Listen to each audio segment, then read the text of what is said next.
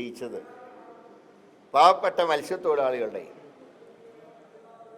ചുമട്ടുതൊഴിലാളികളുടെയും ഒക്കെ വോട്ട് കൊണ്ടാണ്.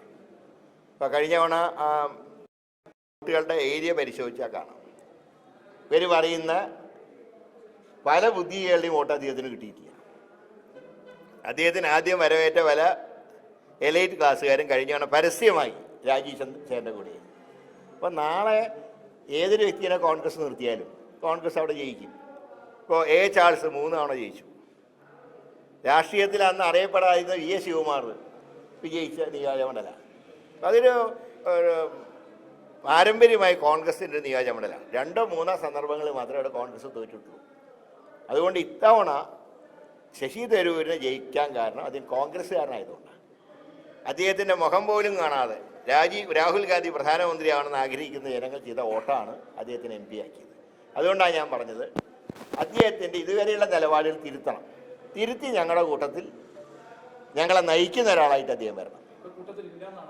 ഇപ്പോൾ ഫലത്തിൽ അദ്ദേഹം നാട്ടിൽ തന്നെ കാണുന്നില്ല. അതുകൊണ്ടാണ് ഞാൻ പറഞ്ഞത്.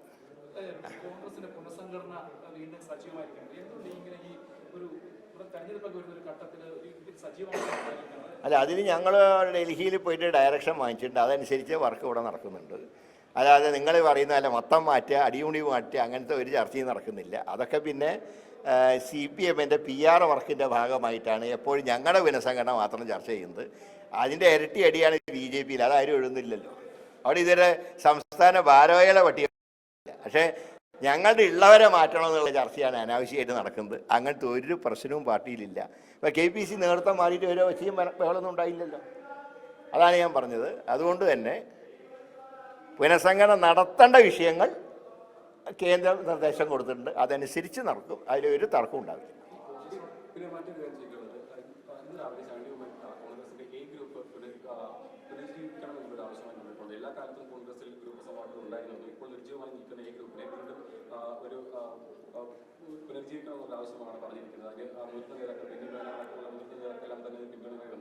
അങ്ങനത്തെ ഒരു പ്രശ്നവും പ്രശ്നമൊന്നും ഇപ്പോൾ പാർട്ടിക്കകത്തില്ല. ഒന്ന് പഴയ ഗ്രൂപ്പൊക്കെ പോയി.